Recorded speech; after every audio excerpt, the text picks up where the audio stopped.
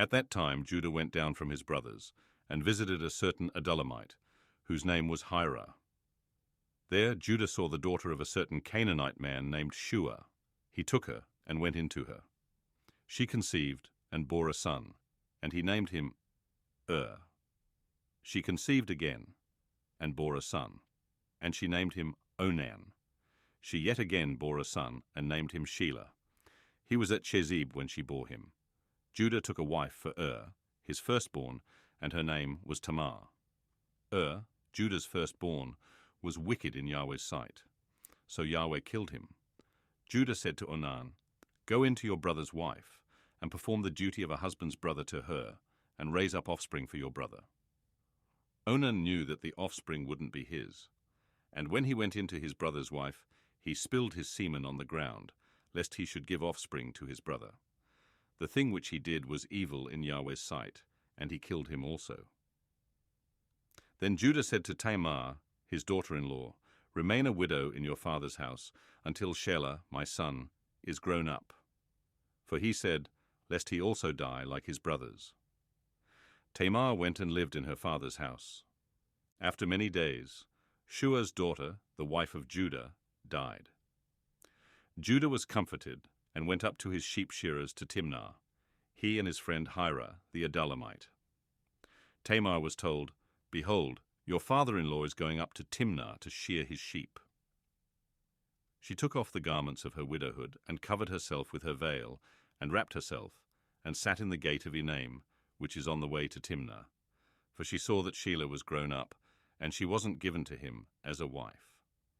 When Judah saw her, he thought that she was a prostitute, for she had covered her face. He turned to her by the way, and said, "Please, come, let me come into you," for he didn't know that she was his daughter-in-law. She said, "What will you give me, that you may come into me?" He said, "I will send you a young goat from the flock." She said, "Will you give me a pledge until you send it?" He said, "What pledge will I give you?" She said, "Your signet and your cord, and your staff that is in your hand." He gave them to her, and came into her, and she conceived by him. She arose, and went away, and put off her veil from her, and put on the garments of her widowhood. Judah sent the young goat by the hand of his friend, the Adullamite, to receive the pledge from the woman's hand, but he didn't find her. Then he asked the men of her place, saying, "Where is the prostitute that was at Enaim by the road?" They said, "There has been no prostitute here." He returned to Judah and said, "I haven't found her." And also the men of the place said, "There has been no prostitute here." Judah said, "Let her keep it, lest we be shamed. Behold, I sent this young goat, and you haven't found her." About 3 months later, Judah was told, "Tamar, your daughter-in-law, has played the prostitute. Moreover, behold, she is with child by prostitution."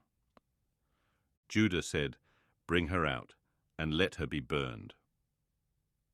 When she was brought out, she sent to her father-in-law, saying, "I am with child by the man who owns these." She also said, "Please discern whose these are, the signet and the cords and the staff." Judah acknowledged them, and said, "She is more righteous than I, because I didn't give her to Shelah, my son." He knew her again no more. In the time of her travail, behold, twins were in her womb. When she travailed, one put out a hand, and the midwife took and tied a scarlet thread on his hand, saying, "This came out first." As he drew back his hand, behold, his brother came out, and she said, "Why have you made a breach for yourself?" Therefore his name was called Perez. Afterward his brother came out, who had the scarlet thread on his hand, and his name was called Zerah.